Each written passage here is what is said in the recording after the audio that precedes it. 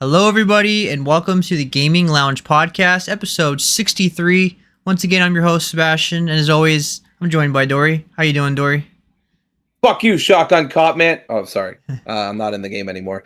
Hello, everybody. Welcome back to another episode. Very excited this week. We're going to be talking about the Secret Sauce Showcase, Cronos the New Dawn. I'm going to be giving my review of Shotgun Cop Man, which I absolutely loved.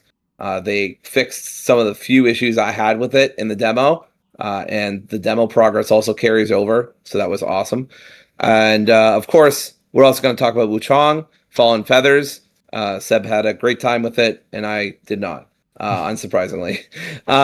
But still not a bad game, just not my kind of game. But yeah, I'm excited.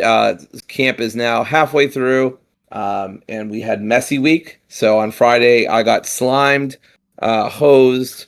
I got shaving cream on me, so I smelled really good for a hot second there. And then I got some spaghetti sauce on my shorts too. So just terrific. But yeah, it's been a great week. I'm excited to talk about some good gaming news and games that happened this week.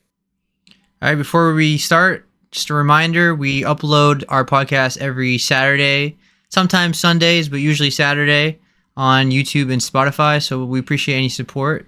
If you can hit the like button and subscribe, that would be awesome. We appreciate any support you can give us. All right, so let's get into our topics.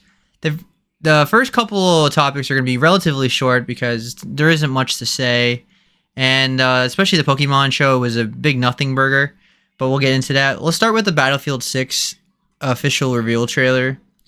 So it says EA and DICE officially have confirmed the game is titled Battlefield 6, and it premiered its first cinematic reveal trailer on July 24th, 2025. That was Thursday of this week. The trailer showcases Pax Armada, a private military group backed by ex-NATO nations, launching a global spanning conflict, beginning with an assault on New York. The signature Battlefield features have returned. There's a massive combat scale on land, on air, and the sea. There's full squad-based gameplay with classes like Assault, Medic, Support, Recon, and there's destructible environments. The initial trailer focuses solely on the single-player campaign. The gameplay reveal for multiplayer is actually scheduled on July 31st, so next week. Development is being handled by Battlefield Studios, a coalition of DICE, Criterion, Motive, and Ripple Effect.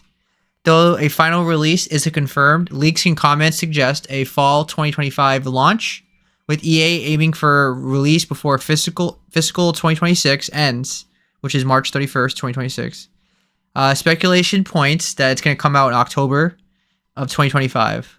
What a surprise, right? Everything comes out in October. An open beta is expected to come out in August, and it's going to possibly reveal more multiplayer details. Dory, do you have any opinions on Battlefield at all? Have you ever played Battlefield?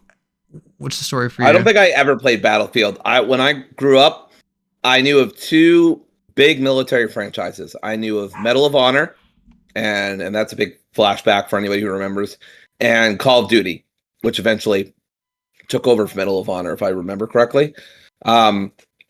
I loved both those games, at least for a while.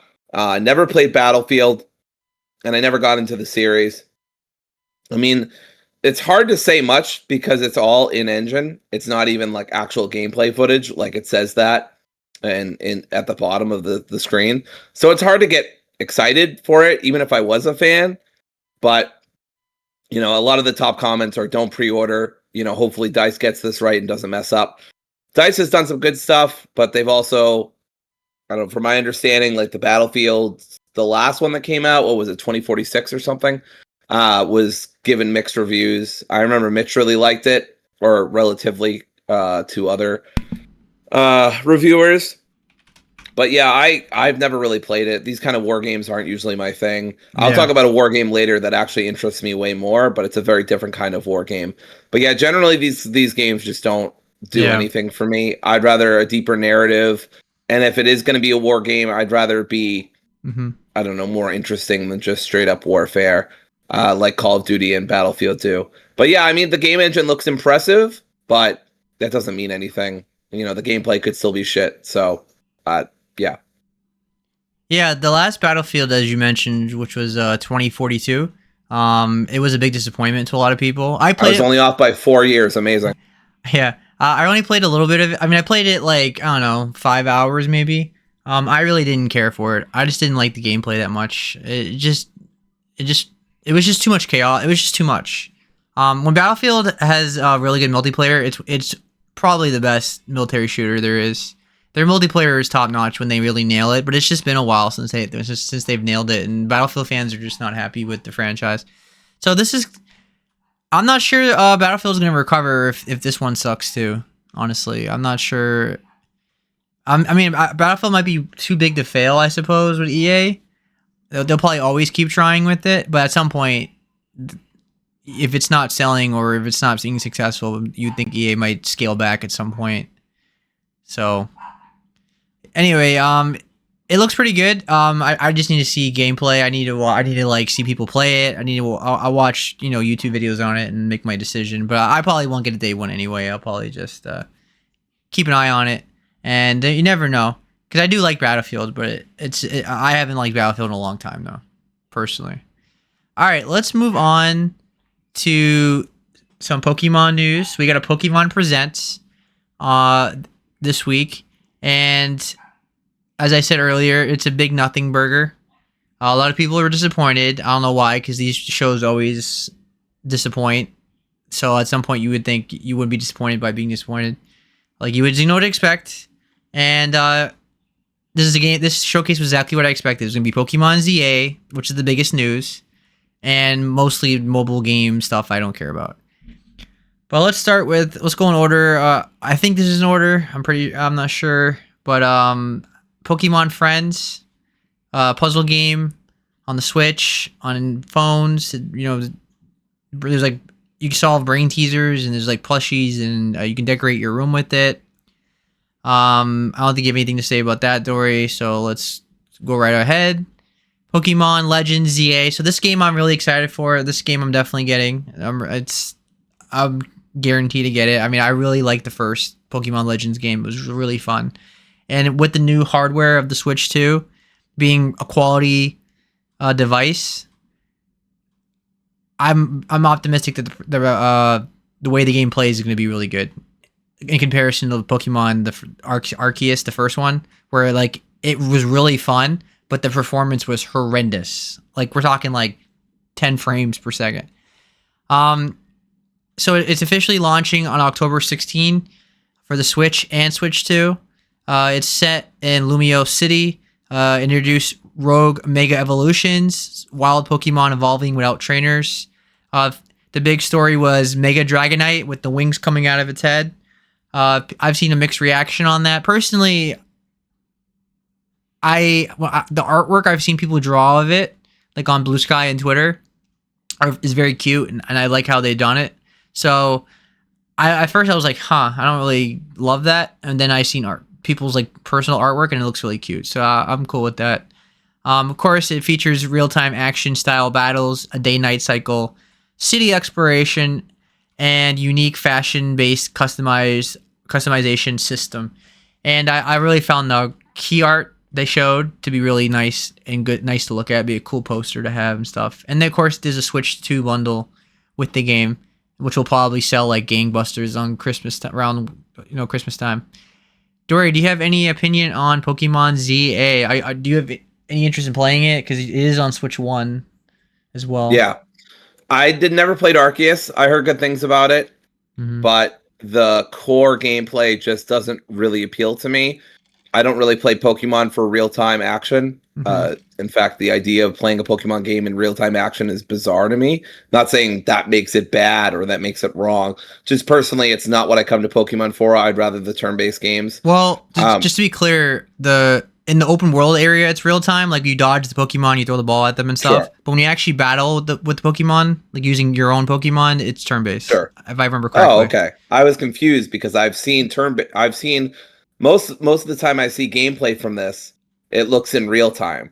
So that's the stuff they tend to highlight, like when the Dragonite, excuse me, when the Mega Dragonite came up, they were like dodging it with their Machamp or something like that, and it looked like it was in real time to me. So I could be wrong because I'm going off memory of like a couple years ago, but I remember like when you actually battle with the Pokemon, it was like traditional Pokemon. I mean, I didn't play it. You're probably right, but regardless, I don't really like the real time element to it. I don't feel like it's necessary within Pokemon, and it doesn't do much for me. But Pokemon's one of the rare turn-based games that I grew up with that I kept playing until I was in high school. I want to say middle school, something like that. I played until Diamond, so whenever that was, I think that was like early high school for me. It was like 2007. I was like high school. Yeah, so like late, like 8th, 9th grade. Anyway, yeah. So Pokemon's one of the rare franchises I really stuck with throughout a lot of my childhood, and that was also a turn-based game. And so to me, it just really I'm sure for other people too, it really feels like that's a core identity of or a core part of its identity. Not saying that means it can't get messed with, or that any game that does is bad inherently. It just doesn't really appeal to me or what I want out of Pokemon. Sure. I mean, I still want them to get their turn-based games right before we focus on real-time stuff. So yeah, I really loved the real-time in Arceus. I was really impressed with the gameplay. It was the best part of the game. It was so fun to catch Pokemon just by throwing the ball at them and stuff and dodging the Pokemon and stuff. It was just the performance that dragged that game down. That's why I didn't make my top 10. It was my honorable mention.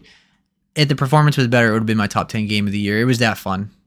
But I'm similar to you in that I stopped being a super fan, like die hard around Diamond. Not because I got older or anything, because I don't know, it just didn't hit the same anymore as as the older games. Around Diamond, it was like 2007. So I was like when I started high school, but I still played all the games after it too. I'm just not like Pokemon will always be a top, like a pillar franchise for me, like Star Wars or something, where like it's always be part of my life. But I was like, I had Pokemon everything when I was a kid, and now I don't. I have Pokemon collectibles and stuff, but not like all over the place or anything like that. I mean, obviously right behind me there's a poster, a Pokeball and stuff. But yeah, I have a Pokemon poster as well. You can't really see it over there, but it's Pikachu with all the evolutions. I mean, Pokemon still has a big part of my childhood. That's what I have. I have Pikachu with evolutions in a.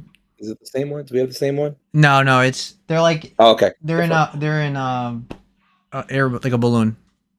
Okay, but either way, it was a big part of Seb and I's childhood. I think for me, I've really fallen off in terms of enjoying it. I think the last ones I really enjoyed, I've said this before, were Pokemon Sword and Shield, because I hadn't played any Pokemon games in like 10 years. So all of the little upgrades that they had been doing over the course of those 10 years made Pokemon Sword super good to me.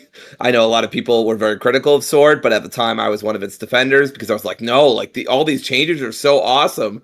I wish I had this when I was a kid, but of course I hadn't been keeping up. I hadn't played Black or White and Black and White, or the Alolan versions or whatever, right? I hadn't been playing any of it, so I was totally blown away while a lot of people had been playing. So they were like, well, this isn't that much of an upgrade, and the animations and blah blah. Yeah. I'm one of the people that has enjoyed the modern Pokemon games. I guess the performance has been horrendous and it's not acceptable. Sure. And I think it's because Nintendo's rushing Game Freak. But I still really enjoy the games. I think they're fun to play. The formula as I've like I said about Gears of War, right? If I was getting a Pokemon game that's turn-based every single year, yeah, it would get old, right? But when I'm only getting it every 3 to 5 years, I don't care if it's the same formula. I'm happy with that. You know what I mean? Because I'm not getting it all the time. Like I play so many unique games, different types of genres all the time, that like are like a Pokemon turn-based game. The same thing for the last 30 years is totally fine to me. Like it's not an issue. I'm not like people. I think people just overly complaining about Pokemon. Like they just they have valid criticisms, of course. Performance it was a joke for the last couple of games, but some of the things people bitch about, I'm like, I don't know. It's like national dex stuff. Pokemon's definitely one of the toxic fandoms. It's Star Wars fans. It's like they bitch about everything. Like I said, I'm not saying they don't have valid criticism, because there's a lot of valid criticism, but there's a difference between criticism and bitching about literally everything, and that's all. That's what I'm saying. But regardless of what anyone thinks and says, these games sell like gangbusters, and Yes, they do. Pokemon like sells 10 million without even trying. So it's like, it's like Madden, NBA 2K. It's like Call of Duty. They have no financial motivation to really improve on the game, despite people's outcry. Right? I mean, it's the hardest core of the hardcore are really complaining. Yeah. And millions of people just don't care, like, seemingly. And it's like that stinks, but it's like that's the reality of the situation. Yeah, it's like if Star Wars at episode 10, all the people that complain about all the movies would be there are gonna go see the movie, probably. Like a lot of them are, not all of them, but like a lot of them are. Not all of them, but Pokemon's the same way. Pokemon's like people. Pokemon sucks now, and then as soon as they show the new generation, which is gonna happen on the Switch too, within next year or a year after that, we're gonna get a new generation of Pokemon this generation on the Switch too, and people are gonna be there, right? It's gonna be Pokemon Presents. It's gonna be a big streaming reveal if they hype it up correctly, and it's going to be a big talking point. So Pokemon's not going anywhere. It's the biggest media franchise in the world. All right, let's move on to other topics in this showcase. They also showed off a spin-off title called Pokemon Champions, which is a strategy-focused battling title, which is launching next year for Switch and mobile games.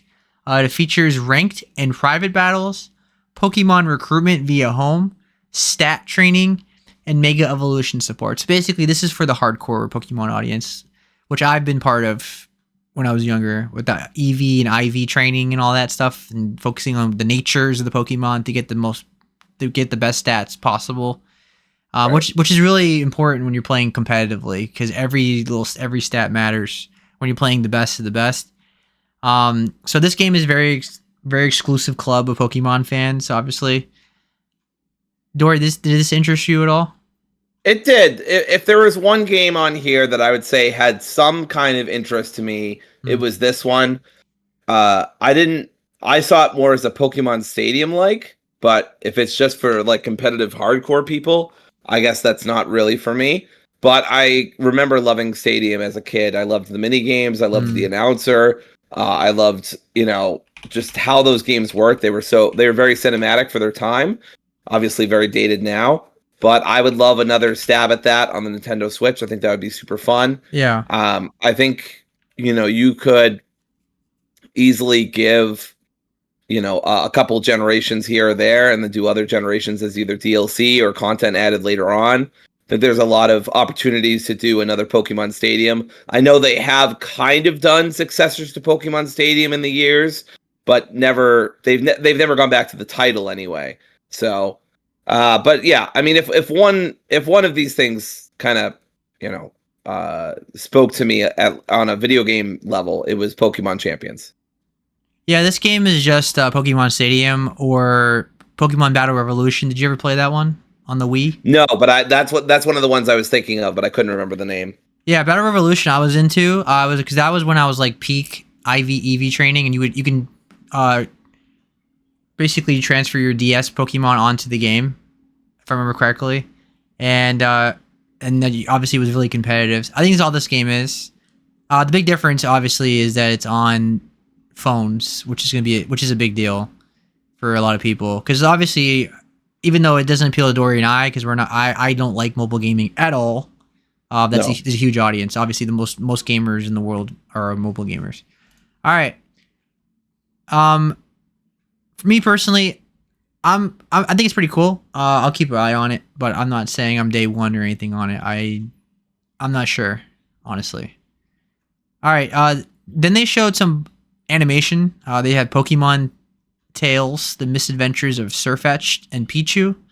This is produced by Aardman Animations, which is the people that do Wallace and Gromit, and it's set to debut in 2027. As soon as I saw it, I'm like, yeah, of course they're gonna pick a sheep Pokemon in the trailer. Yep. And so this is a quirky stop motion Pokemon adventure, which is gonna obviously, like I said, featuring Sirfetch'd and Pichu. So what did you think about this? This was really cute. It was just a few seconds, but I love Wallace and Gromit. Grew up with it. Need to go watch the newest movie that they came out with. I mean, so I love Aardman animations, obviously, and I think this looks really cute from what little we saw. If it nails that cuteness level, I might go check it out. I love me a good, like, wholesome, fun Pokemon adventure where they're not beating each other up all the time. Exactly. Yeah, I'm. This is really cool, and I'm definitely into it, and I will be watching it in 2027. All right, let's move on to the Pokemon Concierge season 2, which is on Netflix. The new episodes are coming out on September 4th of this year, and featuring Haru, I think that's how you say it, and more Pokemon Resort adventures. Did you watch season 1 at all, Dory? What's up? Sorry. Did you watch Pokemon Concierge, the season 1? No, I knew of it, and I knew that it got positive reviews, but I never checked it out myself. It looks very cute, and I am tempted to at least watch an episode or two just to see it. Did you ever watch it? I was meaning to, and I just never got to it. I saw the trailer, and I was like, "Wow, is this a Pokemon show?" And I'm like, "Oh crap!" And I just never got to it. I will probably watch it now that there's a season 2, and I'll probably binge it. So I'm definitely interested. Like I understand, the episodes aren't super long. Yeah, like I'm a huge Pokemon fan. Like I said, like I'm not a super fan anymore, but I'll still watch anything Pokemon related if it's cool. Right. All right. Let's move on to the Poke Park Kanto, which is a massive real-world Pokemon theme park that's opening up in Japan in 2026. And they said there's 2 zones. There's Pokemon Forest and Sedgetown. Man, why does Japan get all the coolest stuff? Is what I want to know? Because like we got Nintendo Land finally in Orlando, and I haven't gone yet, but I'm definitely gonna go at some point. And then obviously we got Mario and Donkey Kong. My dream though is to have like a Nintendo Land and have a Pokemon section, like a Pokemon ride or a Pokemon Land. I'd be so hyped for that. Dory, would you be interested in that theme park like that? Yeah, I think that'd be super cool. There are no real theme parks near me. There are amusement parks, but no. Yeah, I'm in Florida. Theme parks, right? So you're in like the theme park capital of the world. But yeah, for me, I mean, I have amusement parks. Like I'm right near Canopy Lake Park, but and maybe some Six Flags. But other than that, yeah. But I would love to see something like this. I think it's super cute. And it's a different way to like experience and embrace your fandom with a property that you really like, especially one that you grew up with. Yeah. So I think it would be cool if they would put that in America. But I mean, I'm not surprised Japan's getting it first. Of course. It doesn't sound like we're probably gonna get an American one anyway. Universal only has so much limited space, so I don't think we will get that. And if we ever did get extra land, I think it'd be like Zelda would be priority first, especially with the movie coming out. So. We'll see though.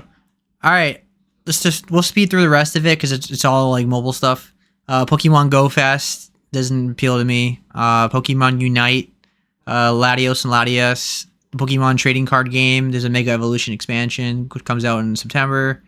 The Pokemon Sleep's gonna add the legendary dogs, and there's the Master EX Cafe Remix, and Scarlet and Violet also got fresh updates and seasonal content.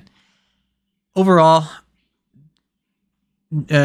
whatever show, it could have been an email type of show. Honestly, I think the big 2 for me were Pokemon Legends ZA, which I already knew about, and Pokemon Champions. The animations they show were cool too, but like that you could just put that on YouTube, and I would have saw it and I would have watched it. So it was a big nothing burger. Overall, Yep. And it was on like they put it on so early too, like 9 a.m. So, any last thoughts, Dory, or ready to move on? I'm an old person. I miss when Game Freak was just focusing on Pokemon video games and Pokemon movies and the TV show, and they weren't doing all this mobile game stuff. And I don't know. I'm just an old bitter Pokemon fan, but I feel sometimes. Like there was one point during this, I think it was during the puzzle game actually, where I was like, can we just focus on making your games better? Like, can we do anything besides this shit? Yeah. So I know they want to make more billions of dollars. God forbid that Game Freak or Pokemon Company need it, but Yeah. I don't know. When it comes to Pokemon, I'm just kind of whatever. But yep, that was the showcase. Could have been an email. Moving on. Yep. All right. Let's move on to the next topic, which is Outer Worlds 2 doing a whole price rollback on their $80 game. So what happened? Xbox originally announced Outer Worlds 2 at Summer Game Fest was going to be $80. That was going to be the standard price. And Microsoft, this was Microsoft's first attempt at raising a game price to $80. You know, people, of course, blaming Nintendo for that, starting with Mario Kart being $80.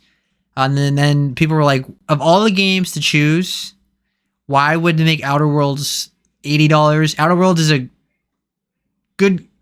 great game. People know it if you're a hardcore gamer, but it's not some monumental giant franchise that people are going to pay $80 for. It's not Halo. It's not Gears of War in terms of like Microsoft. It's not a Mario game. I mean, of course Nintendo can get away with it, or Rockstar can get away with a GTA, but Outer Worlds 2? Nah, I don't think so. So of course, we had a topic about this in June, and I heavily criticized it. And I'm glad that they're reversing the decision. Now it's going to be $70.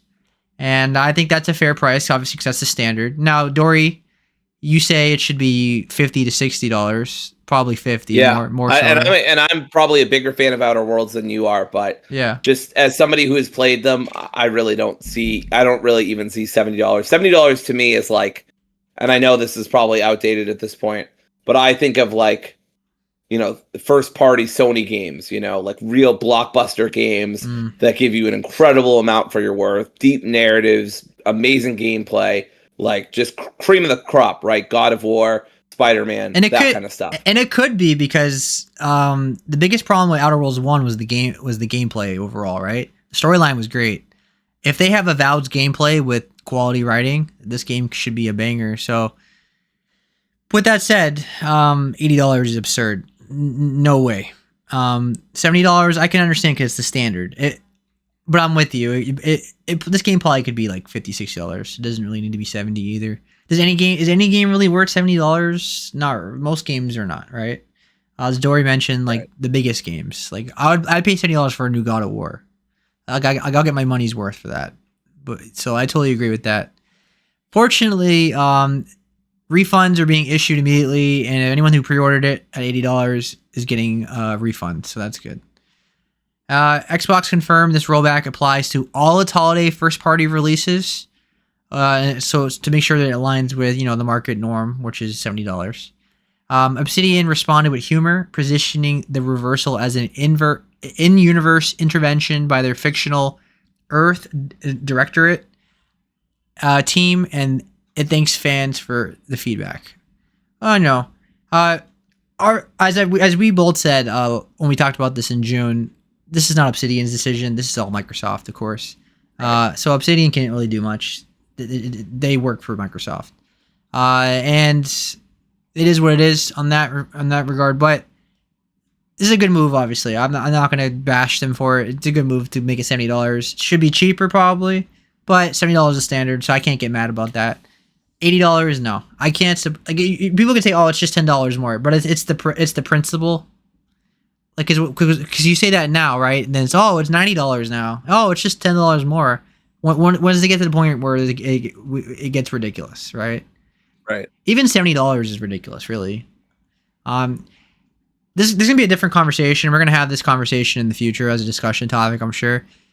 But the future of gaming, it feels like the indies, which are way more properly priced, and you get way more bang for your buck for like $15, $20, $30 in comparison to these $70, $80 bloated games. With all that said, though, I think this game's gonna be a banger. I think, if I remember correctly, Greg Miller played it, and he said it is like one of the best RPGs he's ever played. Like, it was that incredible. So I'm very optimistic. It's Obsidian. They're one of my favorite developers, and I'm excited for this game. At $70, I would more likely buy it day one.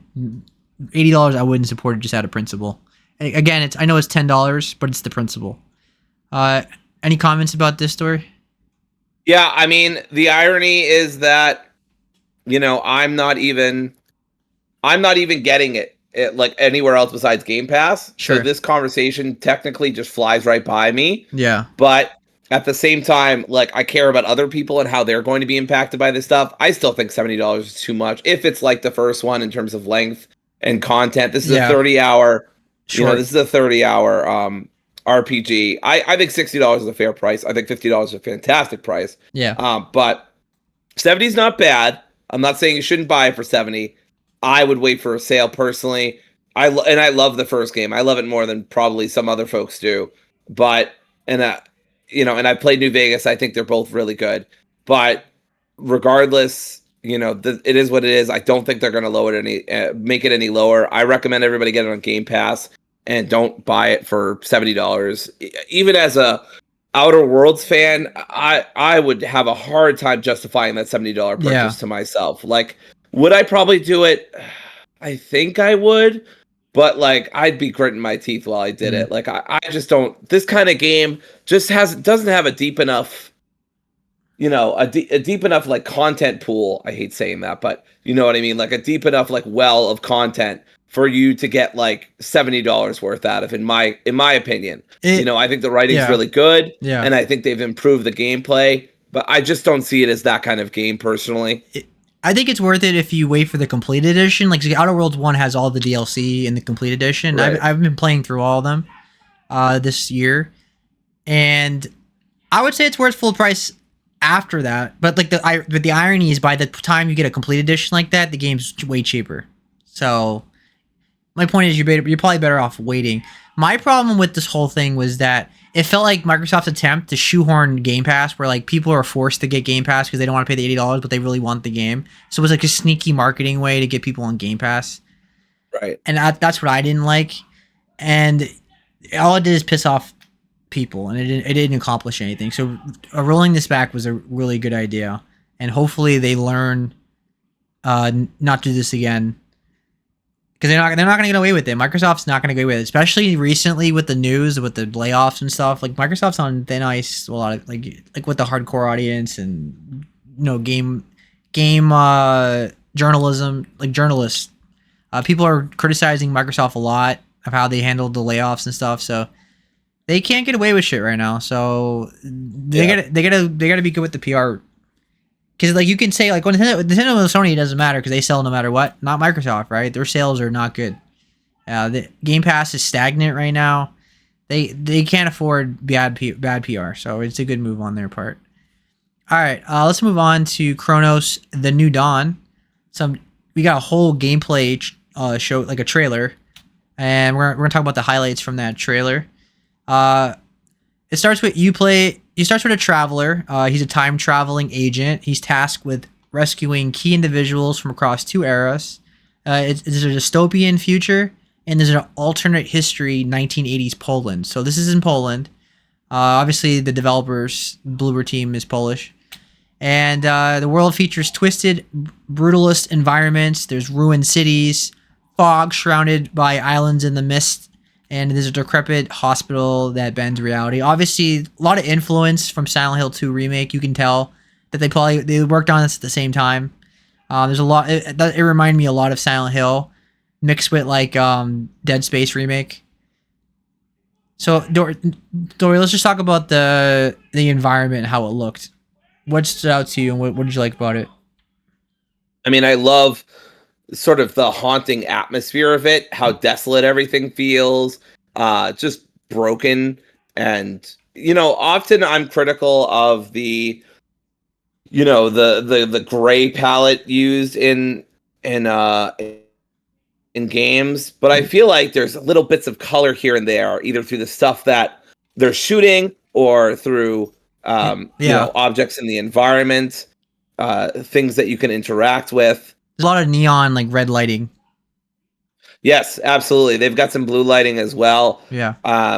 It's like it's basic color theory, right? But it makes the light, when it does happen, pop a bit more.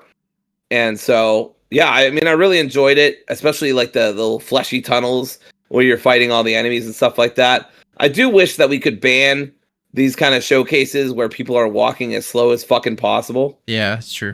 You had that with the Outer Worlds with IGN, and now, well, this is also from IGN, but now with the A0 gameplay showcase, it's like, oh my god, can you walk any fucking faster?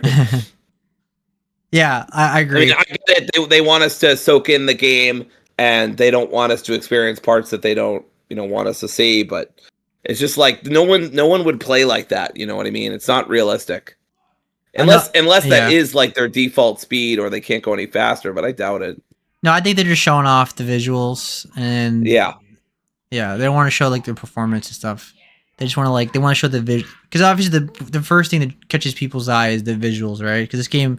Because first off, the way the game looks, it looks amazing, right? It looks like Dead Space. It's like a high end. It looks like a high end horror game. So it's gonna appeal to that audience. So they're just trying to show off the visuals. But yeah, most people are gonna be running like Dead Space, right? You don't walk like that in Dead Space. You don't walk like that in Silent Hill. You're always constant. He does like a little jog. All right. So the core combat mechanic, the merge. There's enemies called orphans, and they can absorb dead bodies and evolve into stronger, more dangerous creatures unless you burn the corpses immediately. Obviously, that reminds me of Dead Space, like 100%. The dead bodies turn into monsters.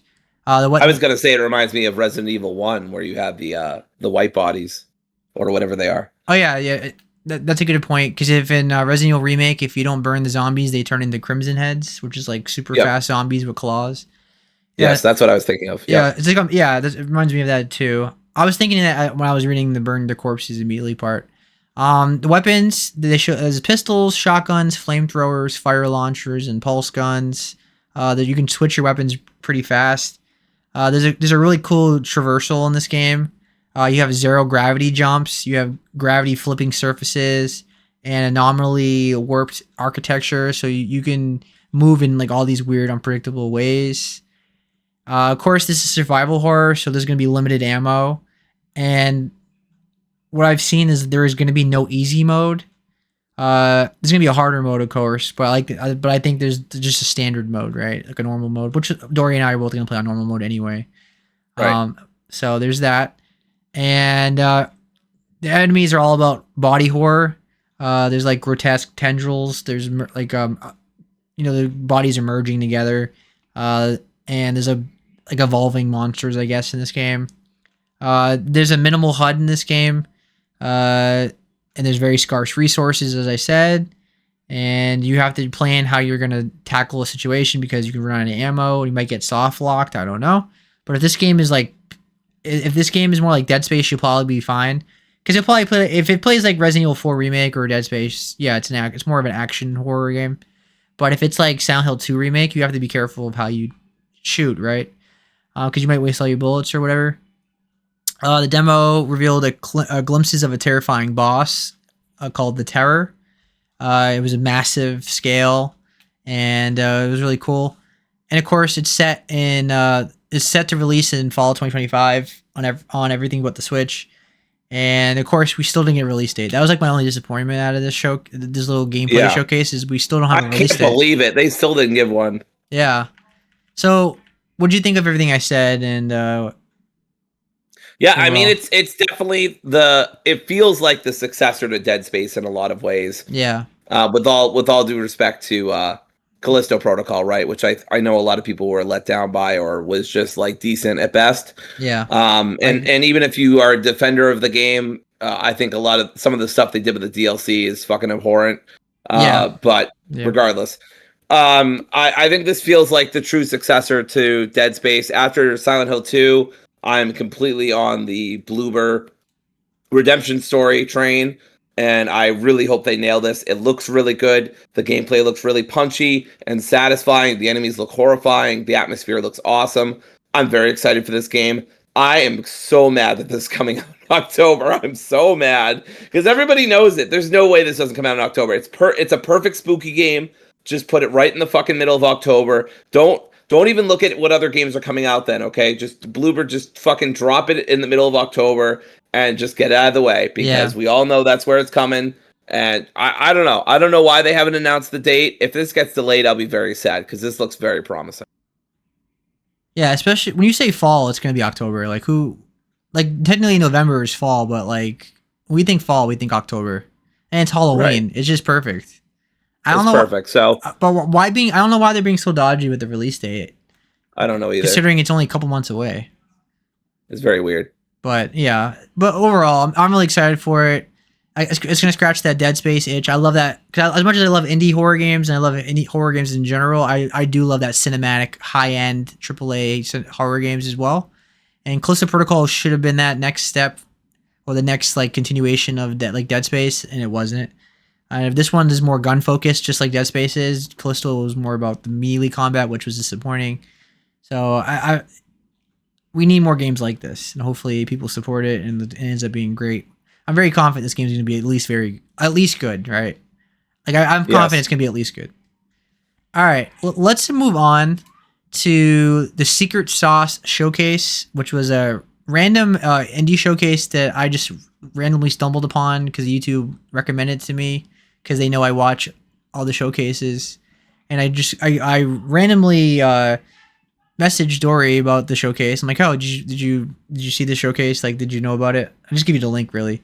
And a lot of repeats of what we already knew, but there were some games that I didn't know about. So we'll go through the ones that interested us. So I'm not gonna go through all of them because it would be a 2-hour show, and a lot of games didn't interest me because I felt like the show had a lot of card games in it. Like there was a good amount of card games, and most of them were not for me. So let's start with Alabaster Dawn. Dory and I both have it on our list. What about it appealed to you, Dory? This is the game of the showcase for me. I don't know about you. Yeah, this game looks fucking awesome. Yeah, it was awesome. It's a 2.5 HD action RPG from the devs of Crosscode. Now, I never played Crosscode, so I can't speak to that. But the cutscenes look really good. The gameplay looks really good. I'm kind of day one on this. Like, Alabaster Dawn looks super good. The visual style, the pixel art looks really, really beautiful. It's giving me kind of Sea of Stars energy to an extent. That's what I saw. Yeah. Yes, I really love this a lot. And it's basically about saving the world after the world has already fallen. Oh, I always think that's like a good premise to kind of like you can't stop the world from being destroyed. It's already been destroyed. So how do you save it afterwards? Yeah. So I think that's a really cool premise. Obviously, it's nothing new, but I think it's a cool premise. It looks beautiful. The gameplay looks really fun and frenetic. There's some puzzles too, as well as a demo that's coming out in September. Yeah. So good stuff. Yeah, I'm with you. You said everything I was going to say. Like, it looks beautiful. The gameplay looks really fun. I love the art style. It has that like Sea of Stars look. I'm a sucker for that 2D, that 2.5 like 2D 3D mix, which it's starting to get really popular in this genre of RPGs, and I'm all for it. I'm probably day one. Did we get a release date? I don't think so. By the way, I will say Crosscode has very positive reviews on Steam based on over 15,000 reviews. And that came out in late 2018. So it's been over 5 years since their last game. So a lot of time to polish and improve on things. Yeah. So I'm really excited. I wasn't aware of this game before, but now that I am, I mean, it's kind of shot up my list of games that I'm excited for. Absolutely. I'm gonna guess it comes out next year. I feel like that's a safe bet. I wouldn't be surprised. Yeah. So it looks really cool, and I'm with you. This was probably the best game shown at the showcase. All right, the next game was Neon Inferno, which is a 2D side scroller, which was very similar to Metal Slug. Yep. I thought this game looked really fun. Like, this looks like a really fun game to play co-op with like a friend or whatever. Again, a mix between 2D and 3D because like there's times where you're shooting like vertically, even though it's a 2D space. And like this game has a lot of like vehicle combat where there's things shooting at you, and you're constantly dodging and stuff. Like, it's really cool. The art style and the animation really stood out to me, and the gameplay looked a lot of fun. This looks like a blast to play.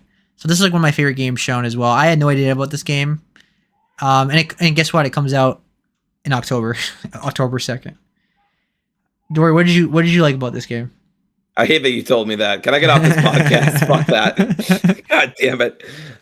Yeah, this game looks awesome. It brought me back to when I was younger, and I know we've already mentioned the game, but I'll mention it again. I remember playing Metal Slug with my cousin. We were at a hotel or something like that, and they had an arcade, and they randomly had Metal Slug for some reason. And my cousin and I must have burned through so much money on that arcade. This was, I want to say, the early 2000s or something. So Yeah. Arcades weren't quite out of style, although they're kind of back in style now, I could say as well. But anyway, so yeah, I have really fond memories of that. This really scratched that, it really reminded me of that. And I really like games like Metal Slug. They are really fun with friends, and just a good time with boss battles and the atmosphere, all the explosions and stuff like that. Looks really good here. So I'm interested in it. I'm not like day one interested like I am with Alabaster Dawn, but it looks really fun. And maybe I can trick him into playing with me. Probably not, though. I don't know if it's online or couch co-op, but yeah. Yeah, that's a good question. I don't think it didn't say at all, so. Yeah, it doesn't say. I wouldn't expect particulars until it comes out, so. Yeah. All right. So the next couple of games are games that only appeal to me. They're on my list. The first one was Gigasword, which is for Giga Chads. It was a very basic retro, like 2D Metroidvania, but the guy has a big ass sword. As Dory, you put in the notes that it's made by one guy, right? Yes, it's been made by one guy over the past, I want to say, 5 years. Kind of wild. Yeah, this is normally but not obviously not unheard of these days. Of course, this is definitely usually not my kind of genre, but I was really into the whole like, just the gameplay looked really fun. I love the design of the bosses and stuff and the world. I was getting Castlevania vibes, but like in a more retro, even more retro look. So of course the big sword reminded me of like Zack or Cloud from Final Fantasy. Right. So yes, I thought Cloud immediately. Yeah, so I thought it was fun. Like it's usually not my kind of game, but like it looks like a really good Steam Deck game for me. So I was interested in that. Like if it's a nice price point, or I'll get it on Steam sale. I probably won't get this day one or anything, but like, it looks like a cool game to play when I'm like in between big releases. So that appealed to me. The next one was Worship, which is basically like Pikmin, but like Cult of the Lamb mixed together. Because you're commanding like these little demon worship things, and you're fighting. They showed a really cool boss fight where you're fighting like a wizard guy, and I love the art style. Like it's black and white. It has a really cool, unique art style to it. I like the way the black and the white contrast with each other. Gameplay looked pretty fun. It's a minion kind of game. It's a game where you have like, you have an army around that follows you and you send them in. I thought it looked really cool. Like there's a whole like over an hour of gameplay you can watch on YouTube and stuff. The only thing I'm a little iffy on is that I think it's roguelike, and I'm not typically a fan of roguelike. So it's on my list, but this is definitely a game where I'm not really like, I'm kind of 50-50 on whether I'm going to play it or not. But I just wanted to shout it out because I thought it looked really cool. But yeah, like I'm very mixed with these kind of games where you have minions following you and you command them and stuff. Sometimes they're really good, and sometimes I get bored. So I'm a little iffy on that. What about this game appeal to you or didn't appeal to you? Like, why didn't you have it on your list? Yeah, I mean, I'm not really big on Pikmin. I didn't really grow up with it. I think the most experience I have playing Pikmin is Super Smash Brothers, which is obviously not a fair representation of what the game is all about. Yeah. That kind of like management, like managing your minions kind of game, I don't know, never really does anything for me. In general, I'm not into management games. I know it's not just a management game, but like the night-day cycle stuff, and I don't know, having different Pikmin do different things. I mean, I've seen Let's Plays of it a long time ago. I know what the game's about, but it's not really for me. And I mean, I agree with you. The art style looks fantastic, but I would need to see more gameplay and how intuitive the gameplay is in terms of the controls. And yeah, I don't know. Pikmin like kind of does nothing for me, generally speaking. And my last game out of these three was Whisper Mountain Outbreak, which I've been talking about It looks really fun to play. I've been telling my friends all about it. We're probably gonna play it together. Comes out next month in early access. It looks so fun. Like it's a retro, basically a dungeon crawler roguelite where you're in a building and a bunch of monsters attack you and you just resource management. It's like Resident Evil but like in a retro indie kind of game. And it looks so fun to play with friends. Like I'm so into it. I love the 2D, 3D again retro look. I just love that art style. I watched plenty of demos of this game. I watched people play it, and everybody who has played it says it's really fun and it's really fun to watch. So I'm so into this. It's gonna be probably my biggest indie game of August, and yeah, I thought it was really cool looking. All right, Dory, your game was your next game was Desktop Explorer. Why was that on your list? So this is a point and click mystery game. Basically one of two games here that are nostalgia bait for millennials. And I mean, both of them worked on me. Surprise, surprise. Like putting a block of cheese in a rat trap. I'm going to go for it every time, right? So, I really liked what I saw here. I love point and click games when they are fair and when the puzzles make sense and they're not super long. I like point and click puzzles. And often I play them with a guide though. Like there's been 2 now that I've played, I think this year or between this year and last year. I don't play them often, but I because they are often very narrative heavy, or at least somewhat narrative heavy and more so puzzle heavy, I'm very hit or miss with them. But I liked this. It was, Desktop Explorer looked really cool to me in the way that the kind of retro graphics were happening. And I also really appreciated just generally like the vibe there in terms of how like faithful it is to, what it was like to be back then. The Steam description says that you go through abandoned profiles of an old PC to unravel an inherited mystery. What secrets hide in this eerie adventure of cryptic games and outdated software? So yeah, I mean, there's lots of like classic iconography. They've got a Clippy knockoff. Yeah, It's pretty cool. I don't know that I'm day one or whatever, but I liked the look of it. Yeah, like it's on my list as well for the same reasons you said. Because I'm a millennial and I grew up with this kind of stuff, and it looked cool. Like I'm not day one on it either, but I'm just interested to see how this game plays out, and I might get it down the road or whatever. So I thought it was cool. All right, another game that's both on our list is Gangstock. So Dory, why was that on your list? This was just a really cool idea.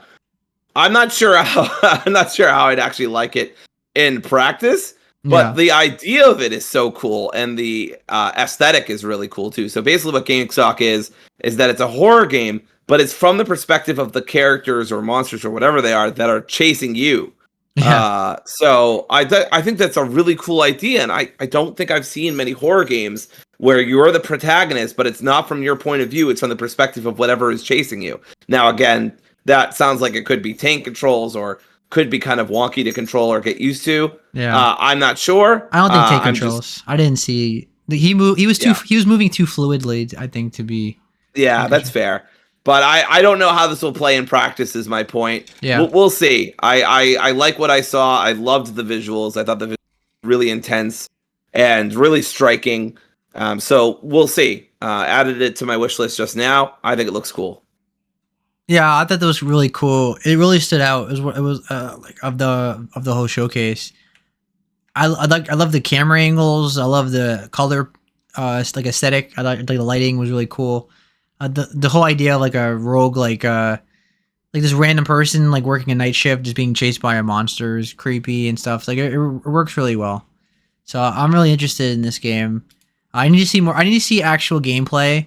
Is there a demo out? I don't think it said. No, there isn't. Yeah, no. I didn't say that. So I'm really curious, but I'll wish list it. I'll wish list this and I'll keep my eye on the game. All right, another game on your list, Dory, was Dark Web Streamer, which was gonna be on my list, but I'm still kind of iffy on it. Sure. Why did it appeal to you? Again, millennials, nostalgia trip. Basically, the Steam description says that you become an occult streamer on 90s dark internet. I didn't even know any of those things existed in the 90s, and I don't think they did. In this horror RPG sim. Now, 2000s. I like horror. I like RPGs. I'm not sure how I feel about simulators. So it says experience a fully procedurally generated world and endless sinister stories as you grow your stream, surf the web, surf the web, surf the web. Yeah. Perform rituals, make hard choices, manage your stats, and try to survive your increasingly haunted apartment. Wow, me too. So it looks really cool. I don't know that I'll actually play this one because I'm not really big into simulators. But I just wanted to shout it out because of the idea is really cool. Yeah. And not just the idea, but I thought the graphics that they were using for this was really cool. And I honestly genuinely found the trailer kind of spooky. Yeah. So it was cool. Yeah, I thought the trailer was really cool. I didn't put it on my list because I just don't know what the gameplay is going to be like. I need to see more. Right. I'm really into agree. I'm really into the dark web. I've never been on the dark web, of course. I'm not going through all those steps just for nothing. I'm not going to even risk that. But like I watch a lot of YouTube videos on it, and I grew up in the 2000s about like this, the mystery of the dark web and how like we only use like 1% of the internet, that kind of stuff. It was really cool to watch. I've watched YouTubers like actually go on the dark web and go on these crazy websites and stuff. And there's a really famous game like Sad Satan. Do you ever heard that game? No, I never heard of it. It's a very I don't want to say very popular, but it's a well-known dark web game that like it's a really creepy horror game. It's from the dark web, and there's two versions of it. Like this is the basic horror game, and there is a person that put CP in it, really bad stuff in it. Like they manipulated it, and there's Trojan and stuff in it. But it's a notorious horror game on the dark web. People think this game has that kind of aesthetic to it. I think a lot of people do dark web stuff. They always reference that game in some form, usually in the same aesthetic. So the gameplay didn't really do anything. There's no gameplay here, so I didn't put it on my list because I need to see more. But as you said though, I'm a millennial and I grew up with the 2000s about the dark web. All right, and you also have We Grew Up in a War, as you mentioned earlier. Right. Why was this on your list as well? I think it's really important to have these kind of games. I know that they're not for everybody, and that's okay. Yeah. It's a game. I mean, it kind of speaks for itself, but it's about children who grew up in a war. In this case, it's specifically a Bosnian war, the war in Syria, and the war in Ukraine. And it's just going through their lives and what their kind of times were like. It's a bit of interactive fiction. I wouldn't expect it to be, incredible gameplay wise, but it's more about, obviously, it's about talking about the negative effects of war on children in particular, which I feel like is a subject that doesn't get talked about as much. Of course, people talk about the effects it has on soldiers, and rightly so, and the effects on maybe the economy and whatever else. But you often don't see this stuff through the eyes of children. And as somebody who works with children, I know Seb can say the same. I think it's very important to highlight those voices. And yeah, it just seems like a very important game. I don't know if it's going to be a good game, but I know that that the goal of it is very laudable. And so I wanted to shout it out. Yeah, and even then, it's definitely a Dory game as well. Yes. Yeah, it's very politically charged. It's very much about the story. Yeah. So yeah, both things me. All right. Next couple of games are mine. Montabi, I think is how you say it. It's a creature collector roguelite deck builder. This is the only card game that appealed to me on this showcase. I'm usually not a roguelike fan, but I really love the art style. I love how colorful this game is. It's very Pokemon-like, but like if Pokemon was a roguelike deck builder. Actually, that's a cool idea for Pokemon if they did like a trading card game, deck builder card, like roguelike, like Inscription or something. But this game looked really cool. I'm definitely into it. It looks like a really fun Steam Deck game. And that's the main reason I put it on my list. Not day one or anything, but I'm definitely keeping my eye on it because I thought it looked really cool. I remember talking about this game at Summer Game Fest. I think it was at the Asian showcase, but I could be wrong. It was either the Latin showcase or the Asian one. I think it was the Asian one though.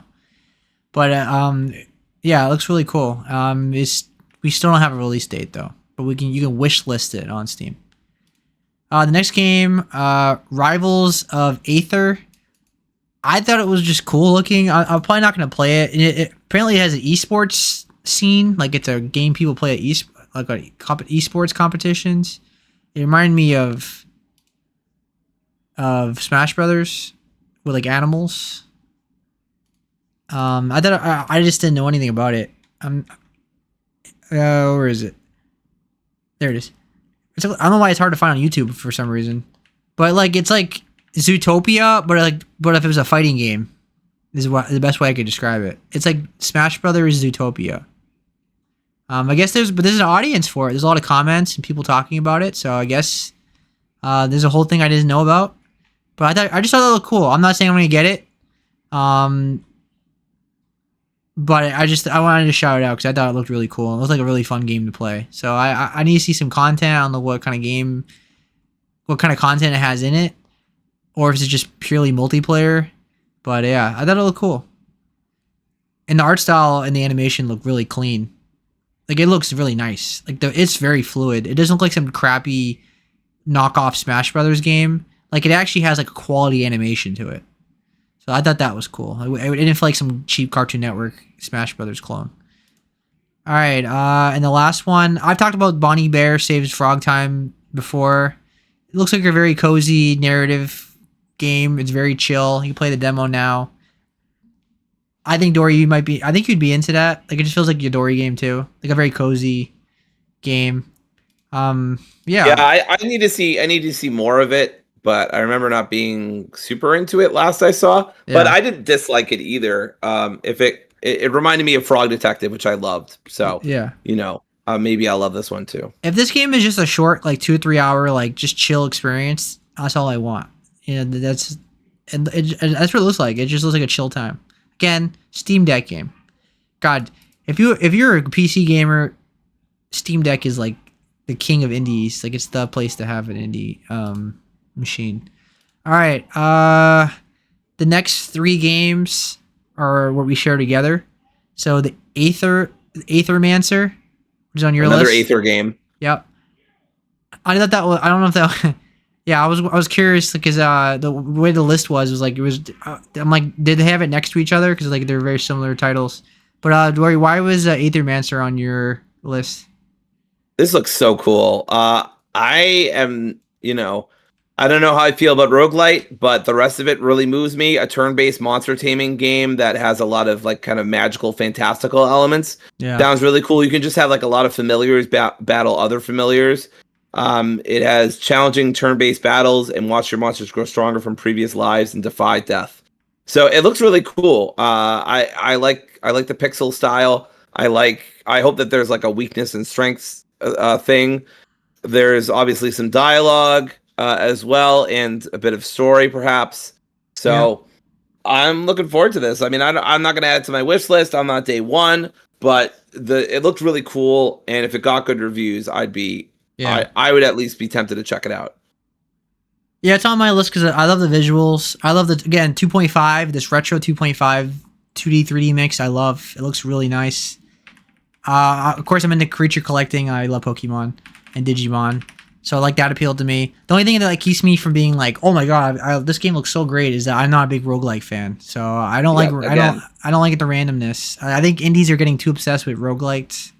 But they must be seeing the dollars if they keep making this game because I feel like almost every indie game wants to be roguelite. But if this game does it successfully, this game looks fun to play. Like again, Steam Deck game. Looks like a great handheld game. Looks like a great game to play at work or something, or I'm just sitting on the couch or whatever. I'm very into it. I put it on my wish list. I'm not saying I'm gonna get it, but I'll keep an eye on it as well. All right, the next game was Painted in Blood, which is a gory shooter. It's a retro first-person shooter, and it has horror in it. I thought this game looked badass. Dory, why was it on your list? Yeah, similar. I thought it looked really cool. It reminded me of the best moments of a Doom game, but with a bit more of a horror edge. I mean, I guess that's just Doom 3, right? Yeah. But we don't talk about Doom 3, or at least some people don't. It looks really cool. The shotgun blasts sound really good. I love the sort of gothic environments that are going on here. Some creepy statues, lots of different weapons to play around with, like a buzzsaw launcher that looks really cool. Yeah, I mean, I just thought it looked great. It looks super fun to play. I don't know. Again, it's another game where I'm like, I don't know if I'm day one per se, but I liked what I saw. Yeah, that's the best way to put it. I thought it looked like old school Doom, but like in a more horror setting, so like Doom 3, I guess.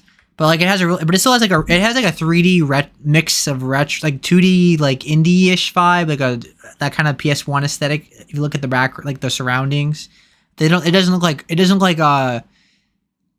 like a modern AAA game in the visuals. Like the environments are still kind of retro-ish, but like they're pixelated.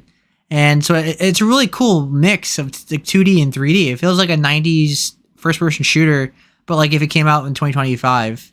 So I thought the whole vibe was really cool. The horror of it, like the tone, it just looks like a blast to play. It's Doom, right? And we didn't get a release date, but it does say it's coming in 2025. So watch that be an October game. Damn it. All right, another game that we both shared was Rogue Eclipse, which is a Starship game. Of course, I'm a sucker for these kind of games because I love Star Fox, and I thought it just looked really cool. It looked really fun to play. The visuals looked awesome. The gameplay looked really fun. It was very fast-paced. The movement looked very fluid. It looked like the performance looked good. It just looked really fun to play. There's a demo out now, too, if you want to play. Although this is the third game where Seb and I have to add a disclaimer that it's a roguelike, so we might not like it. I didn't... I mean, I could have figured that by the name, I guess, but I didn't know it was roguelike. Well, yes, but also, yes. Yeah, so it is a roguelike. What is the obsession? The visuals look... I don't know. But it looks really cool. And... Get out of there. Sorry, talking to my dog. It looks really cool. Gameplay looks super fun. If I don't get nauseous playing it, like I did with the last Star Wars Rogue Leader game, that whatever it was, then I will. I think it was Rogue Squadron.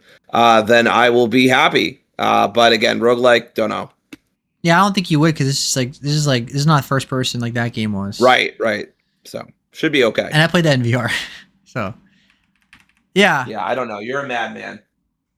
Well, you get used to it, but if it's like your first time, that's not a game I'd recommend if it was your first time in VR. All right, the last game of the showcase that appealed to me was Moros Protocol, which was again another Doom-like game. I thought it looked really cool. It had a very pixel-painted first-person shooter. The only thing I didn't like about it is that it's roguelite again. Again, the obsession of roguelites. But this game again was scratching that old school Doom itch. It looked really fun to play, and I was really into the combat. Like this probably looked more like Doom than well, I guess this game reminds me of System Shock, like the original System Shock. Yes, it reminded me of that as well. Yeah, like that. Like, it's a '90s first-person shooter, basically. It probably reminded me of Doom a little more than Painted in Blood did. But the main thing is they both felt like '90s shooters, and I thought this game looked really fun to play. So I think people are really going to be into this. This is definitely a PC audience. I mean, it's a System Shock and Doom mixed together. PC gamers love Doom and System Shock. So this is like, they might be a day one for me in terms of an indie game. We didn't get a release date, but again, it's coming out in 2025. The only thing I'm a little iffy on again is it being roguelite, because everybody just wants to do roguelites. I like a good amount of roguelites. I just am so tired of like randomness. Like sometimes I just want a progression and keep the progression. All right, so that's everything in the indie showcase. There's a good amount of games. I was happy with that show. Some games I didn't know about, other games I already knew about, and we just got to see more of it. So I'm really happy. A lot of cool indie games to look forward to. My Steam list is full of indie games that I'm excited for. So let's move on to an indie game now. We're in the final two topics of the podcast of the episode, and Dory beat Shotgun Cop Man. So can you talk about it, please? Absolutely. So the mission is simple, everyone. You are a cop with a shotgun. Go down to hell, arrest Satan. Pretty simple. Couldn't be any simpler, really. This is a super fun game. It's actually one of my favorite indies of the year now. I had such a good time with it. It's not. I want to get this disclaimer out of the way. It's not like Super Meat Boy. You're not dying all the time. I had a couple of instances where I died repeatedly until I figured something out, but those were in the far minority. More often than not, I cleared a level, and every now and then, I would say like 3 or 4 times out of 10, which I think is a pretty good ratio for me. I got the speedrun achievement, or not the speedrun achievement, but the speedrun part of it checked off. Basically, after every level, there are certain things that you can get for doing a certain level. So kill all the devils, demons. Speedrun, which is beating the level in a certain time, not getting hit, so no damage, and then doing all of that in one go is also one. Now, I'm actually going to lead with the negative. I don't actually think it does that much for the game. Just in case I forgot to come back to it later, I just want to quickly say it's a very small negative, but I don't think that really adds much to the game. I never felt encouraged to do that because you don't get anything for it. As far as I could tell, seems like it's just bragging rights and achievements, and maybe just like wanting to speedrun the game, maybe. But other than that, I don't see a point in doing it. You don't get other costumes or better guns that you start with, so you don't have to switch. But anyway, I have a lot more pros than cons. So this is an action platform from the same dev as My Friend Pedro, for those who check that out. And I really liked My Friend Pedro. Thought it was a great game. Thought some of the gimmicks towards the end were super annoying. And I also found the platforming was bad in that game. Yeah, I didn't like some of the platforming late game. Yeah. And also I found the final boss fight to be frustrating due to a lack of checkpoints. Yeah. They fixed pretty much all that stuff. The whoever the dev is, he fixed a lot of that stuff. I believe it's solo dev, but it might be a team. I'm not sure. They're called Dead Toast Entertainment. All right. So the devs involved have really fixed a lot of that stuff. It feels a lot tighter than My Friend Pedro. I had almost no sections where I was like, well, this gimmick sucks. What the hell are we doing here? Whereas with My Friend Pedro, I had that quite a few times in the later levels specifically. Yeah. It felt very accessible. I died, sure, but it's very quick to get back in. Now you can just skip Shotgun Cop Man going, I died, which was one of my only criticisms of it in the demo, that I didn't like, that it kept cutting to him going, I died, and you couldn't skip it, but now you can skip it. So it's like over in a second or two. Yeah. Whereas before it was like, I don't know, 5 seconds, 7 seconds. And I know that sounds like a short time, but even though this game is no Super Meat Boy, you'll still be dying quite a lot. Not a ton, but enough that you'll want to be careful. Basically, you can take one hit and then your heart comes out of your body, as it does, and you have to like go and get it. And then you can take 2 hits again. But until then, you can take 1 hit. Sometimes the checkpoints in the levels are very fair. Sometimes when I took a hit, I just keep going and get as far as I could in the level, which usually are only like a minute long, maybe 2 minutes long. It's very quick. There are 9 worlds in total, and there is about 16 or 17 levels per world. I found every level to be very well designed. The differences between each, there's gimmicks that I quickly understood for the most part. There was a couple of head scratchers here and there, but for the most part, I was in tune with whatever the game needed me to do. There was a few levels I just flew by. I think my record was 17 seconds on one of the levels. So I was very happy with how this game played overall. Had a really good time. Now, the story is very silly. Obviously, you're going into hell. You're a cop. You're arresting Satan. I mean, I don't know why NYPD doesn't do this already. They already have a good relationship with him. But anyway, so I don't know. It's not. I mean, it's not going to win an Oscar or a BAFTA or whatever. It's not going to win a Game Award for its story, but it's fun. Basically, every time you get to a different world, Shotgun Cop Man will say something slightly different to Satan, and every time, without exception, Satan will say "fuck you, Shotgun Cop Man," and it's an incredible bit, and they never break it. Like, it just goes throughout the whole game. It's tremendous. It's wonderful. I love it. So I was literally fist pumping in the air towards the end of the game because I thought at one point Satan was going to say something else besides "fuck you, shotgun cop man." But I suppose mild spoilers, he never does. So it was good stuff. I had a great time with it. I thought the platforming is very fun. You mostly use, get ready for this, everybody, your shotgun to platform and move around. Basically, the energy from your shotgun, the physics of it or whatever, pushes you up or down or to the side, and you use that to move around the level. It's a little, it could take a little bit of getting used to, but I mean, I think even after 1 or 2 levels, you'll understand what's going on. I mentioned this earlier, but demo carries over progress. Big thumbs up for that. Love it when a game doesn't waste my time. I beat this game in about 3 hours, and that's because I had already played the demo. So the graphics are cell shaded, but they look good. They look very unique and interesting. I don't know if cell shaded the right word, but that's what I thought of when I see this game. I'm not talking like the Wind Waker, but very kind of a darker version of that, I suppose. Generally, the bosses felt fair. I'll actually talk about that in a bit, but the final boss in particular was a really good challenge, and it had checkpoints. So I was very happy about that. I actually, on my first try, got the final boss, which, I mean, surprise, surprise, is Satan. If you were wondering, to about like 25% health, and then I died. And I was like, oh no! And I thought I'd have to start all over again because that's what they did to my friend Pedro.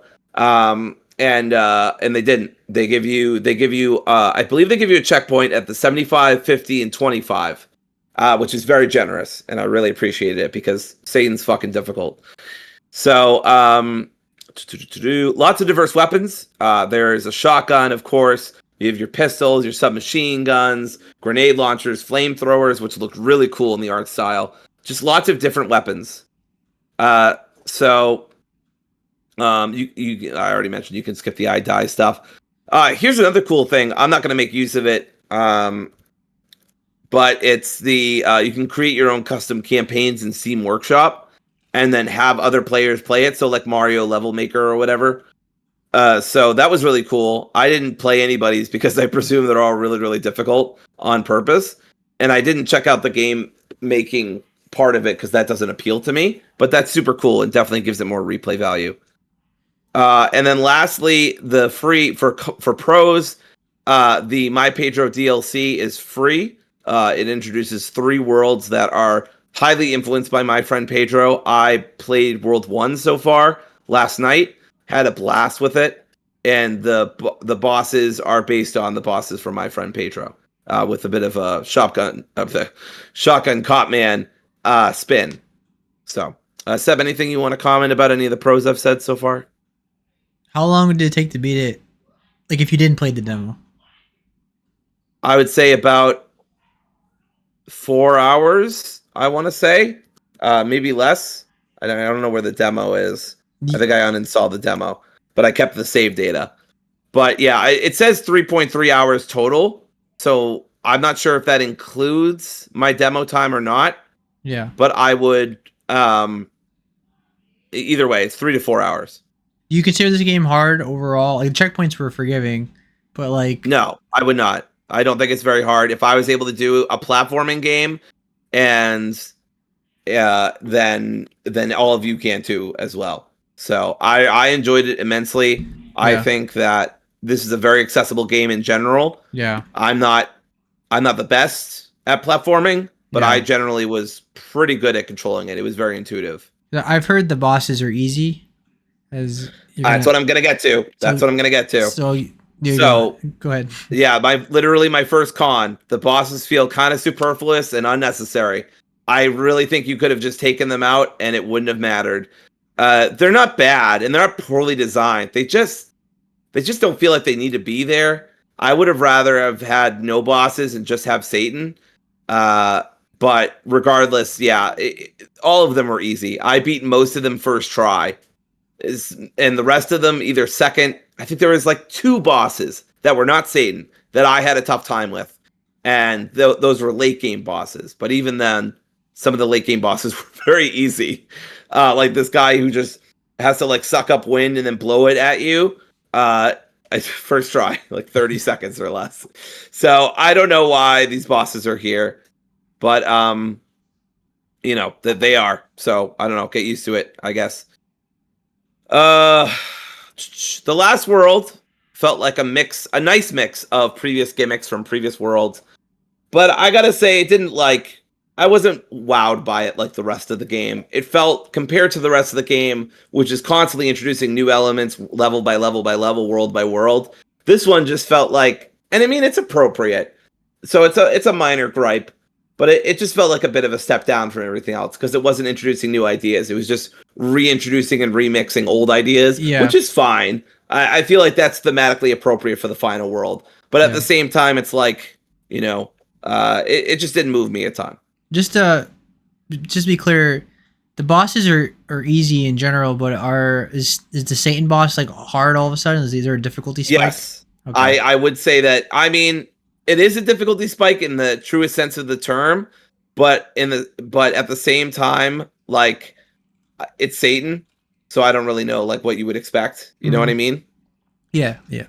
So I wasn't upset about it, and especially because of the checkpoints. If those checkpoints weren't there, I'd be fucking moaning and complaining about it. But I felt like the checkpoints were really fair. The only thing I don't like about the Satan fight, and this is why it's so tough, you only get better weapons if you defeat the bosses that he spits out of his body, which are bosses you've already beaten. Yeah. Which is fine. But it's a cool gimmick, and I don't hate it. I just wish that usually when you kill regular enemies during a boss fight, and this is kind of what makes him a pushover, if you kill any of the enemies, or even if you shoot the boss enough times, you get an upgraded weapon. And then you can just demolish them, right? If you don't already have an upgraded weapon and just never get hit. Yeah. So with Satan, it's different, though, because you only have your pistol. I had a pistol for about 75% of the fight. Yeah. And the pistol does decent damage, but obviously doesn't have the rate of fire or the damage that you really want for a final boss. So that was a little frustrating. Right. Gotcha. Last couple things. I know some people might not be satisfied by the narrative. I mean, I feel like you're asking for a cheeseburger in a pizza place and like then get really upset that the cheeseburger's like not up to snuff. Like, I don't know what you want. Who cares in this kind of game? It's just fun. Right. But like, I was like literally searching for excuses why someone might not like this game. I don't know. Like maybe you won't like that the story is shallow as a kiddie pool. It's like playing Doom for the story. Right. Like, who cares?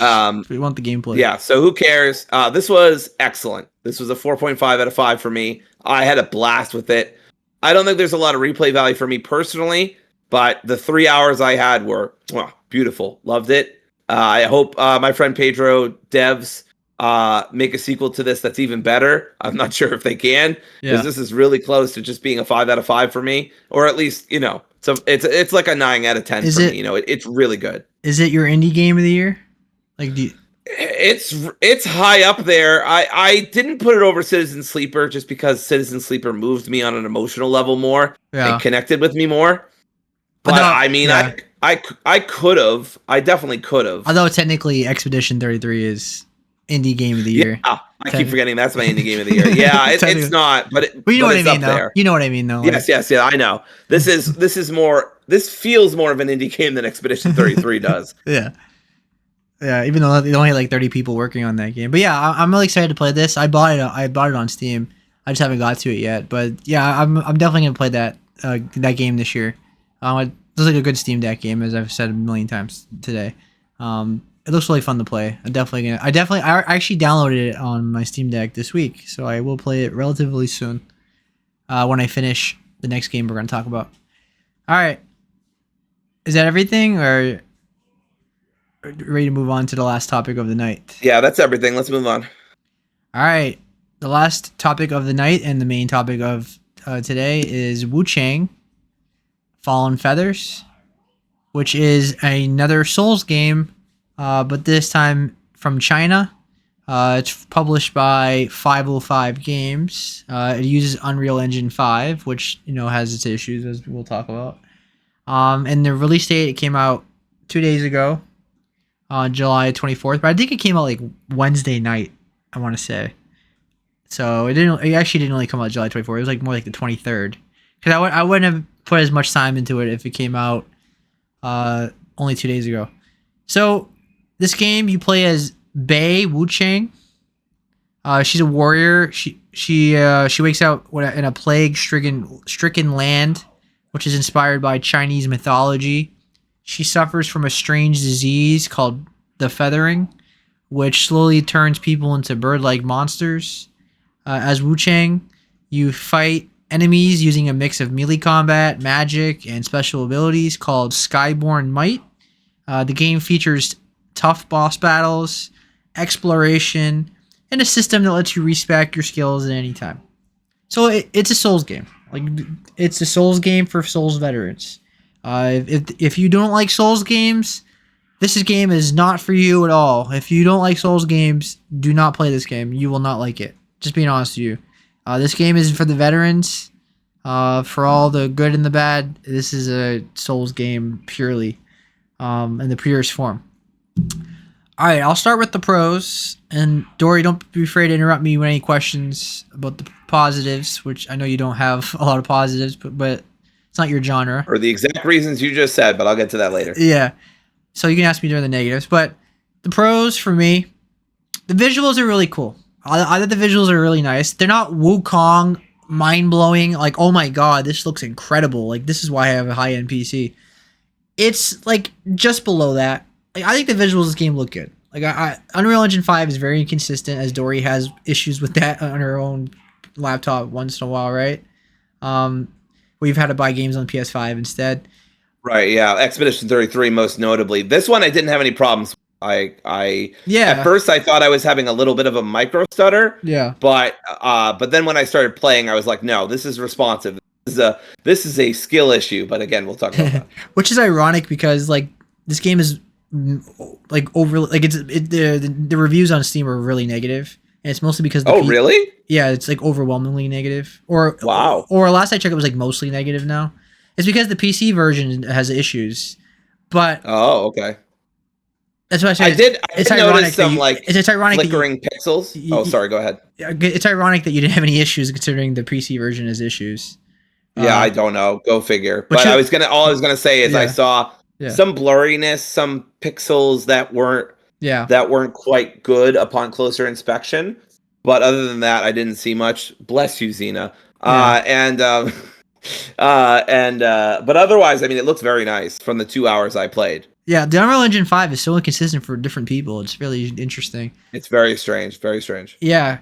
Now, I had issues on my PC too. I have a 4080, so like I should be able to play this game ultra settings, and I am, but I had to do some tinkering. What I realized when I turned DLSS on with the artificial frame rate, I went from like below 60. I was getting like 50 frames, and then it jumped right up to like 140 to 160 frames. So when I put DLSS on, it played really well. But that's performance. Visually, this game looks really nice. The Chinese aesthetic looks great. It has an awesome landscape. It has very cool looking levels. A lot of levels remind me of like previous Souls games. Like there's one area that looks like Blighttown from Dark Souls 1. Things like that. It has a very Bloodborne, like it feels like Bloodborne like vibe to it in a Chinese setting. Like there's a lot of plague. It's dark. It's like, I don't want to say gothic, but it's like dark and people are dying. People are like infected by a plague. Like there's like infected, yeah. That's what Bloodborne had. That kind of tone. And so you have like really pretty jungle environments, like very green, really nice to look at. And then you venture deep into like a level, and it's like just gook everywhere and dark and zombie-like monsters and things like that. So creatures and like mushroom-looking things and spikes, like all the kind of stuff. So it is a dark element to this game. All right, the combat. I think the combat is really good. It's a Souls game though. All right. I like the variety of weapons in this game and the magic. I've been using all different types of weapons. Like you get a nice weapon, and then you want to use that instead, and then you try it out and stuff like that. So there's a lot of great experimenting in this game. I personally have liked the spear and the axe the most, but like there's so many different weapons you can use. So it's whatever appeals to you. But I really like the combat overall. It's not my favorite combat in a Souls game, but it's really fun overall. Alright, so the madness mechanic is cool. When you die, a doppelganger spawns with your old gear, and then when you beat it, you get a buff. And so it makes it's a neat twist that makes death like more interesting in this game. I like the mechanic that it's kind of like Sifu. The more you die, the stronger you get, but the more damage you take. So you become like a glass cannon character. So when you die a lot, you get like a demonic look, like red eyes and stuff. She kills things faster. Like she's like way more stronger, but she dies faster. So you gotta play that. What's better for you? Which is like how Sifu was when you were like the old man when you died a lot. I talked about the environment already. It's in the Ming Dynasty of China. That was cool. The boss fights are a highlight, I think. The boss battles are really cool. There's a nice mix of really cool looking creatures and like human-like bosses.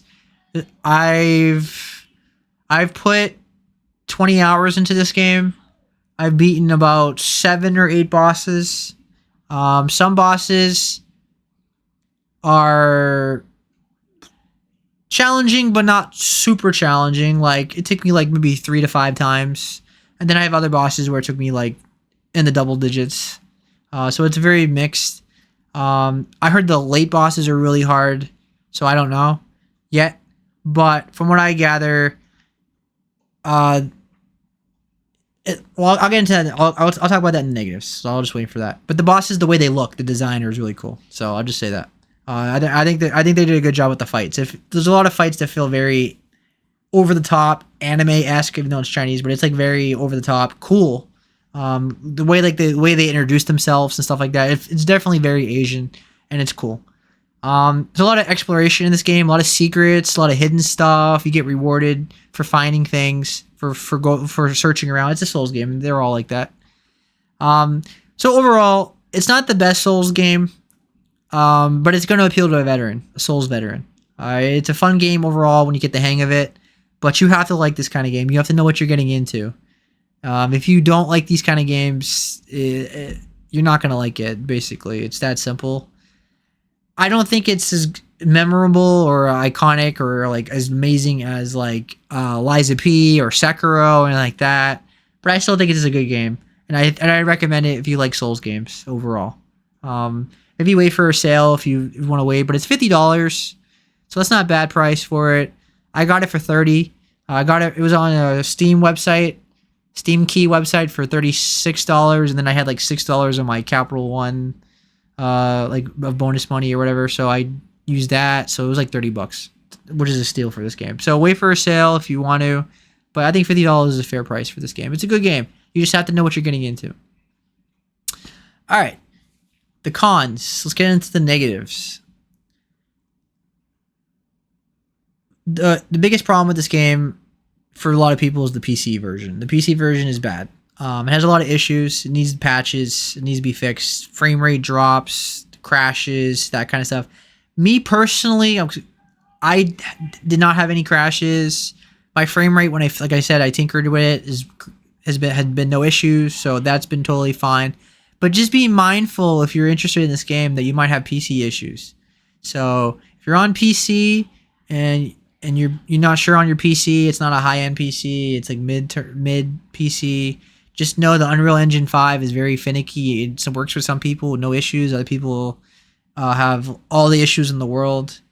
So it's 50-50. So just be mindful that the reason why this game has mostly negative views on Steam is because the PC version has issues. The next con I would say is there's a steep learning curve. This game just throws you right in there, and they're like, figure it out, which is a lot of Souls games do that, right? And it's not accessible at all, like not even remotely. There's no difficulty settings, which is controversial, as we talked about with Souls fans. They think there should not be easy modes in these games. They think not every game should be for everyone, but whatever. This game doesn't have it, so it's it takes a while to get comfortable. You have to understand the mechanics of this game, or you're gonna die a lot. If you don't understand the mechanics of this game, you're gonna die a lot. It's gonna be impossible, and you're gonna hate this game. So it's a Souls game. So it's like you're gonna die a lot. It's meant for you to die a lot. You have to learn the mechanics, the bosses, the patterns, that kind of stuff. It doesn't reinvent the wheel in the genre. So there's a steep learning curve, and you'll know if you like this game in the first half an hour. Honestly, it's that simple. It doesn't hold your hand at all. So it just throws you in the world. It's not a negative for me because I'm a veteran with the genre and I like the genre, but like I have to still mention it as a con because for a lot of people, it's gonna be like a game killer in the first 30 minutes. I think. The big problem I had was the enemies repeat a lot. They reuse a lot of enemies, like over and over and over again. Some of them feel like filler. Like I was disappointed by that. Like even in like certain levels that look totally different from each other, they had like the same type of enemy. And I just got annoyed with that as well. And then there's way too much gotcha moments in this game where like you just like minding your business and then like an enemy bursts through the wall and like hits you and probably kills you, or like there's like a pot enemy hidden in the pots and they do like massive damage. And yeah, that's an element of Souls games, but not every Souls game does that. That feels very Dark Souls like 1, like when it was like newer. And yeah, like you obviously, if you take your time, you should be very careful when you move. Don't just run into things. But like some of it was just beyond cheap. It was just cheap for the sake of being cheap, and I don't think that's a good game design personally. So I didn't really like that. I know some people would disagree with that, but I think gotcha moments like that in a game are just stupid. Once in a while is fine, just for a laugh or something. But this game has a little too much of that, I think. I think Dory, you would agree with that. And then let me just say this one last thing, and then Dory, you can say your piece about it. The story in this game is not great. I think the story is kind of just too vague. I don't really care, to be honest with you. It's kind of like Wuchang, right? If you're a Chinese gamer or a Chinese person, you probably know everything, know what's going on and all that. But like Wuchang did, if you're a Western player like me, I don't know what's going on. I don't know the Chinese lore as much, right? So they don't tell you anything. I don't know, why should I care? But the story, the basic story is easy to follow, right? She's inflicted with a plague, and people are turning into like monsters because of this plague, and they turn into like bird-like creatures, and if they get too infected, they become mindless monsters. That makes sense, right? But otherwise, when the characters talk to each other, I'm just not into the story. I think it's kind of blah, personally. So that's my cons overall. Got too many gotcha moments. It's too steep of a learning curve. Repeated enemies, and they could have made this game a little more accessible. Like it really does not hold your hand at all, and it's just like good luck. And I don't care for that as much. But I like this game overall. But I'll talk my overall thoughts after Dory shares her experience with this game. So go ahead, Dory. Look, I've been pretty open about the fact that I'm not a fan of the Souls. I don't like the spread out checkpoints via, whatever it is, the bonfire, the shrine, the this, the that. Yeah. I don't like how tough the boss fights are. I don't like how often you're expected to die and do things over and over again and start from scratch. I don't like how punishing Souls games are. And, the gotcha moments. I only played for 2 hours and I had a gotcha moment. I had like 2 or 3 gotcha moments. Yeah, there's plenty of them in the first like 25 minutes, I want to say. Yeah. But either way, what I'm trying to preface this. So I don't think this is a bad game. I think this is a bad game for me. I wanted to give it a shot. I knew it was going to be very Souls. I knew it was a Souls-like. I knew it was going to have a lot of Souls elements. Yeah, it's not even Souls-like. It's Souls game. This like Wukong's a Souls-like game because it has some Souls element, but this is purely Dark Souls. This is Dark Souls. And that's the difference for our longer time viewers who remember how much I love Wukong. Well, why, Dory, did you love Wukong, but you aren't jiving with this at all? This is a Souls game. This is a straightforward Souls game. and I just don't vibe with that. I appreciate what it's going for, and I liked the boss fight, the first boss fight. I never got past it. I got like 25%, and I was using the axe actually to test my patience and like make it better for in terms of like my stamina, to make it more like understandable for when I would run out of stamina. But that's another thing I don't like about Souls. Like, I don't really like the stamina meter. I don't like it in most games, honestly. When you have a stamina meter, I don't play video game characters so that I can live out the fantasy of getting tired after climbing 5 feet. You know what I mean? No, that's fair. This game would be way easier if it didn't have a stamina meter. Like, way correct. Way easier. So, and you know, Wukong has some of these things, right? It has some spaced out checkpoints via the shrines that I didn't care for, and I said in my review of it that I didn't like that. And I don't think there's any stamina in Wukong. Is there?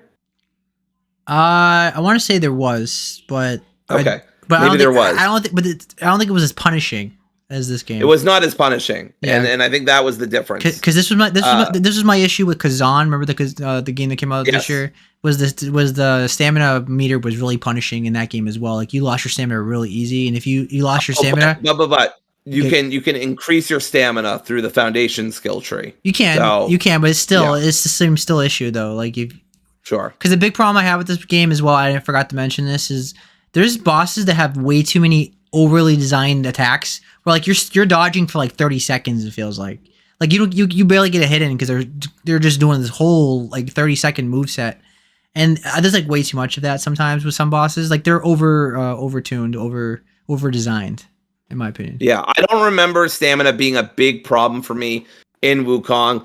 In general, so. I feel like Wukong balanced the hack and slash and the Souls-like stuff that it brought to the table very well. And that's why I vibe with Wukong a lot, because it's not a straightforward Souls-like. There are hack and slash elements, action, adventure elements that are mixed in there that make it less straightforwardly a Souls-like. By the end of the game, for the most part, I was kind of cruising. Not like it was easy. I think the hardest fight was that blood tiger fight that I had. Remember when you fight the tiger and like you're in this like little shallow pool of blood at the shrine? That was the hardest fight by far for me in that game. I'm not saying no other fight came close, but I remember bashing my head against the wall for that one. I forget the name of it, but it was the guy that was like, he was like lightning guy, like he was like a side boss, like he was. Oh yeah, the Wolong guys. Yeah. Yes, the final dragon for Wolong was also really tough. I ultimately had to use a particular build and fucking cheese the hell out of that guy, but I did beat him, and I was very myself. Yeah. So, I mean, I'm not against challenging games. I'm not against tough boss fights. I don't mind it, but this just felt. The amount of damage you take, especially as it becomes, a vicious cycle in this game, because although I think it's very cool, the kind of curse that you get from dying increases your damage dealt, but also your damage received. And so it just makes it harder and harder to win, in my experience, in my limited experience. But the bottom line is, this is a very Souls-like game. I wanted to give this a shot because it looked really cool, and it is really cool. I didn't have any performance issues when I was facing that boss and I locked in. I was having a good time, but I just don't want to deal with it. I don't want to play a game like this right now, and generally I just don't like Souls-like for the reasons I've already mentioned. There's a lot of genre mentions I just don't care for, and I'd rather there be more accessibility in games like this. So that's not going to happen, obviously, and that's fine. It's okay if there are games like that, but I don't like my games to not having accessibility features. And unfortunately, Wuchang thinks, or the devs behind Wuchang wanted the game to be like that. And that's their choice, and I respect it, but that means the game's not for me. So there's a reason why I'm playing Ninja Gaiden 4. There's a reason why I'm playing, Phantom Blade 0 or whatever. Like, these games aren't just straightforward Souls-likes at all, really. They're hack and slash, right? But they have, especially in Ninja Gaiden 4's case, they have accessibility features. And with Phantom Blade, it looks like a very challenging game, but again, it's very hack and slash. It's not Souls-like, and I grew up playing hack and slash games, so I don't mind that. But again, this seems like a great game for Souls veterans like Seb, but for me, this just reminded me why I don't like the Souls genre. No, yeah, understandable, 100%. It's not gonna be in my top 10 games of the year. But I've had a good time with it. There's so many. This year is so stacked, so I don't think it's gonna be anywhere in that top 10 conversation. It's like an 8 out of 10 for me. But but maybe more so on the Starfield 8 side of it. Like I don't like love the game. Like, oh my god, this game is great. You know what I mean? It's like 7.5 ish for me, I guess. More like 8. It's a mix between 7.5 and an 8. So it's somewhere in that window. So it's a Starfield 8 for me. If you watching the podcast enough, you know what that means at this point, right? It's like it's an 8 out of 10, but it's like I can make a case for a 7 too. But it's a Souls game, and you have to like this kind of game, and that's really that simple with this game. But don't be fooled by the negatives on Steam, because it's mostly because the PC version is bad, or like for a lot of people, and that's fair. That's a big criticism.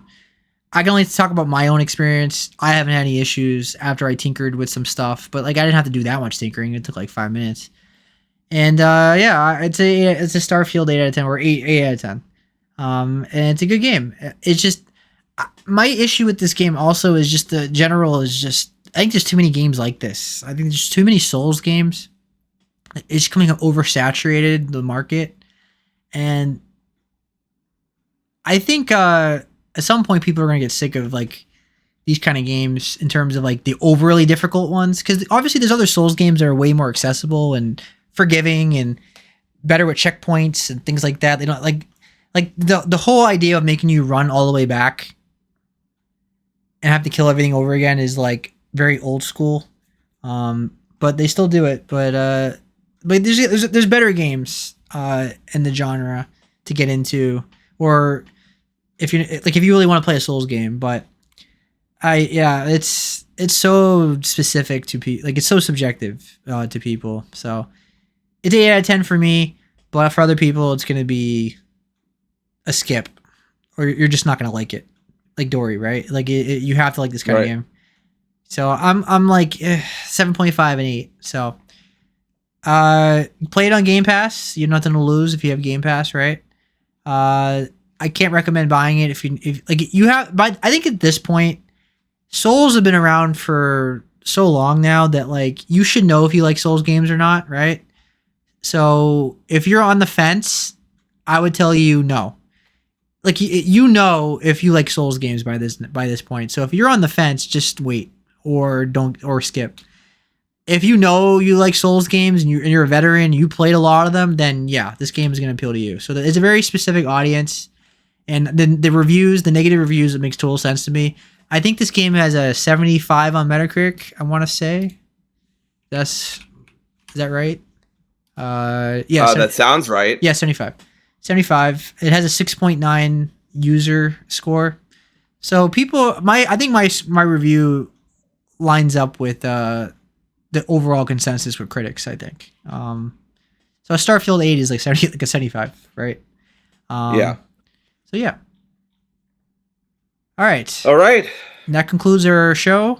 That concludes our July show. So now we officially kick off crazy August release dates and all. Crazy August into mildly less crazy September into absolute batshit insane October. Exactly. So 3 months. This is my last week of summer vacation.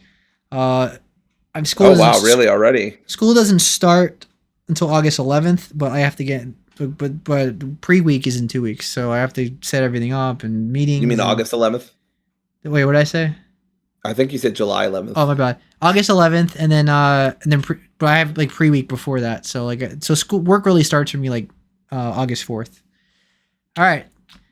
Thanks for joining me, Dory. It was a good conversation considering we had a lot of topics, and yes, our pacing was really good because we were under 2 hours. Yeah, we got more out of the Pokemon section than I thought we would, but that just because we talked nostalgically about what Pokemon used to be. Yeah. Because we're old and our bones hurt. But either way, I'm really excited for all these indie games that are coming out, as well as the games that are going to come out in August. So we've got a lot to talk about in August, including Lost Soul Aside and Metal Gear, and a couple others too. So excited for that. 100%. All right. Thanks for joining me, Dory. Have a good night. Peace, everybody. Bye.